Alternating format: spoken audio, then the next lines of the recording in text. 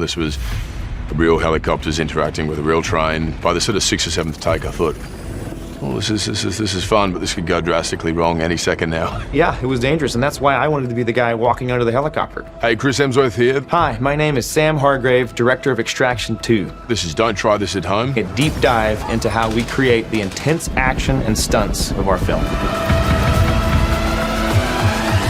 When you're trying to create a memorable fight, remember that you don't create memorable fights from day one.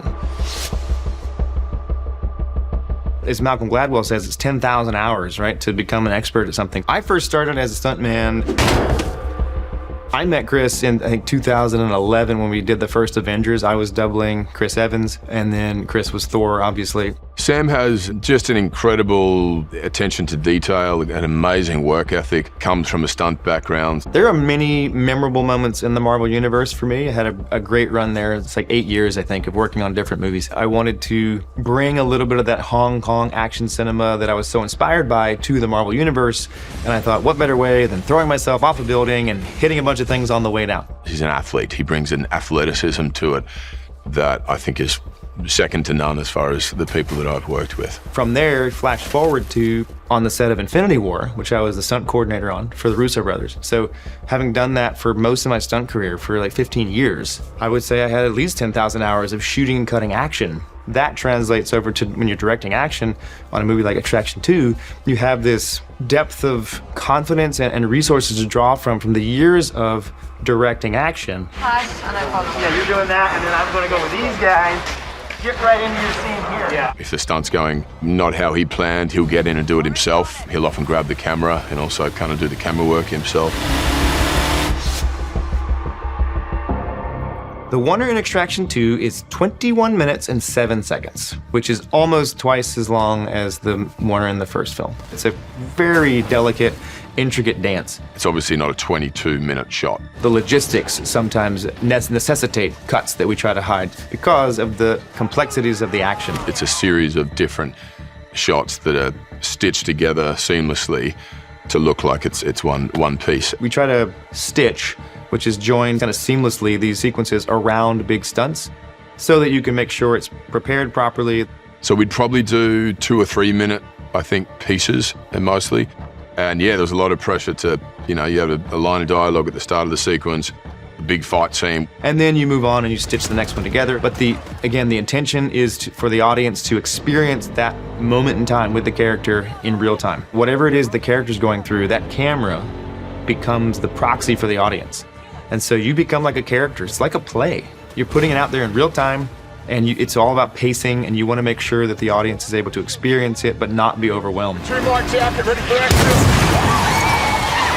We did have 3 distinct sections we had to work through, which was the prison break, the car chase, and the train. Action! Go!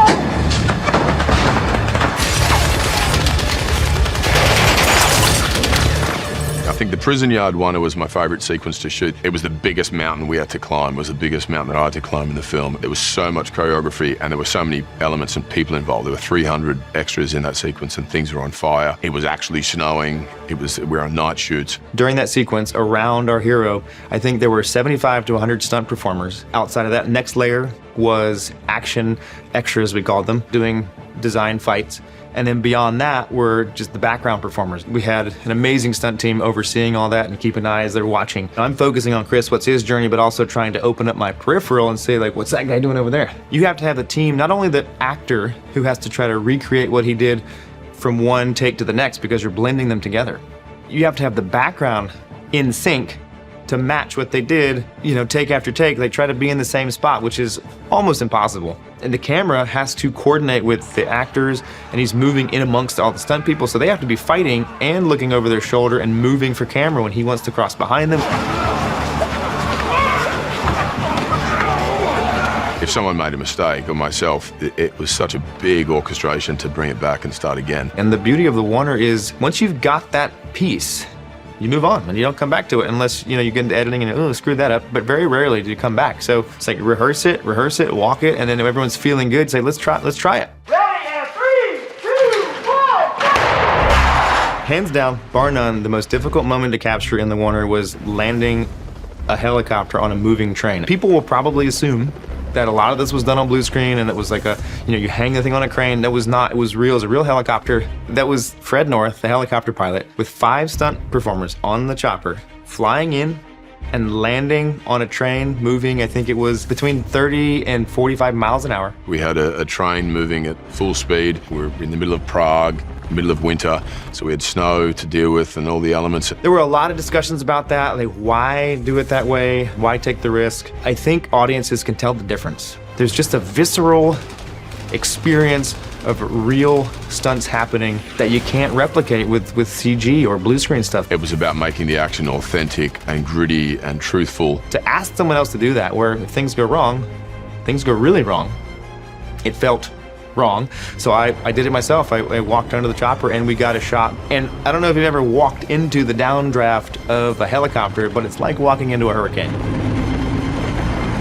On take 1, it actually blew me off the top of the train, hit my knees, and I held the camera, but went off the side of the train into the net. Now we know what to expect. Let's do it again. And Sam had, very specific ideas about how this had to look, and so we did a lot of takes, and 15 takes in, I was like, I think we got it, this is cool. Time to move on, get me off the train. Hands down, the most difficult shot of the movie. It was pretty exhilarating and nerve-wracking, but makes for one of the coolest kind of action sequences I've been a part of. When designing large action sequences, specifically like a battle sequence or a large prison brawl, there's so many elements that have to be designed and put into place for everything to go smoothly that you got to just break it down piece by piece. One of the first things is, what's the journey of your main character or characters through that sequence? Once you get that kind of sorted out, or at least an idea, then you start building around them. Okay, who do they interact with? What's the most exciting thing to happen close to them? And you just keep building and building and building from the foundation of the journey of your hero through that scene. Not just having action for the sake of action, but having a story within that action and having there be drama, because otherwise it just becomes a little redundant. One of mine comes out in 10 minutes. Yeah, no, did you hear him say, don't push me? Just like, as soon as he said, don't push me, you're scaring him. Like, just... So whether it's Thor or Tyler Rake, you're like, what does this character want during the course of this sequence? And so you have to kind of chart that. We wanted to make sure that each character within the action scene had a very strong emotional motivation, and we're staying true to that. We can see you see that, and I go... And you have to route his journey. And so what's the most interesting conflict along the way? Who does he come across? And what skills does he use to get out of? And anytime it sort of felt gimmicky or felt like we were kind of doing it just for the sake of, then we'd have to reassess and go, okay, how can we insert something here that grounds this moment? You need the armature of the character's journey in order to build the action around it. A big part of my process is a stunt previs, which we call fight viz or stunt viz. When we get the script, and from the directing side, I turn it over to the stunt team. I rely heavily on that team, and after discussions with me, we talk about, all right, what's the character's journey? What's the arc? What's happening emotionally before and after? Okay, you have those parameters, it's in a prison, and go. And they'll go into this rented out warehouse usually, put down a soft matted floor, and then use boxes, and you use those as kind of a mock set building. The choreography is like a play, like a dance, like any beautiful piece of theater where multiple elements are having to be as specific and accurate as one another for it to work.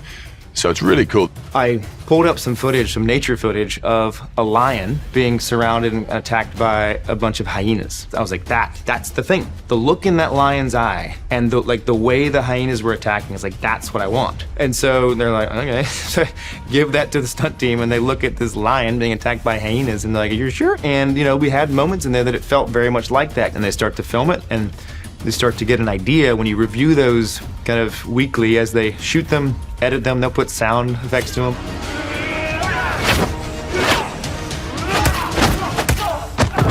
I take my hat off to the stunt team. It was some of the most amazing commitment that I'd seen on a film set. So the next step is, once you're happy with the action, you bring in the rest of the stunt team and the actors, because they have to learn that dance. We had a lot of a lot of weapons, a lot of improvising and kind of brainstorming sessions on how we could kill one another and what instruments we could use to do so. I like to give them as much time as possible, whoever it is, just because the more you rehearse it, the more it's ingrained, and then the more spontaneous you can be on the day, so it doesn't feel like a rehearsed fight. You know, there were guys that I've been training with for months and months. Off the leg.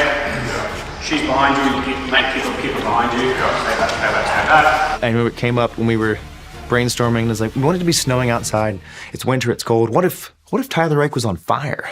Yes, we have to do that. And so talking that over with Chris, he was game for it. Not a lot of actors would agree to being lit on fire for their art. He did. Multiple times, because, you know, not every take is perfect. The director and all the stunt performers and myself have to be in sync perfectly in order for this to sell. Chris, being the stud that he is, he only takes, you know, sometimes that sequence was a couple weeks, but sometimes a couple days for a fight scene. He'll absorb it, he'll do it with stunt team. His double, Bobby Holland-Hatton, will go work with him. Underneath at the bottom, push forward, and then you push the gun and they both fall into the wall. It's like improv, right? That doesn't just come out of nothing. It comes out of massive preparation. Rehearsal is the reason you can be spontaneous on set. Study the masters. Study Jackie Chan films. Study, you know, Chad Stahelski's movies, Dave Leitch's movies, like people that do great action. Study the movies. How did they capture action? Where do they put the camera for this punch? And a great way to do that is try to recreate your favorite scenes from those movies, shot for shot, move for move. Get that to where you look at it and you go, that's pretty darn close. Then do the next one. And you do that, so now you start to understand the fundamentals, because all of the great designers, they adhere to the fundamentals, which is like, you know, do simple well and tell a story with your action. And then try to have at least one memorable moment for your character in that. Learn to do what the best do first, and your voice will emerge from that. For young filmmakers out there, it's like not only putting out into the universe what you want, but then telling people, because if people don't know what you want or what you want to do, they can't help you. Thanks for watching, and remember, don't try this at home. Or do, but just do it safely. Don't miss Extraction 2, only on Netflix.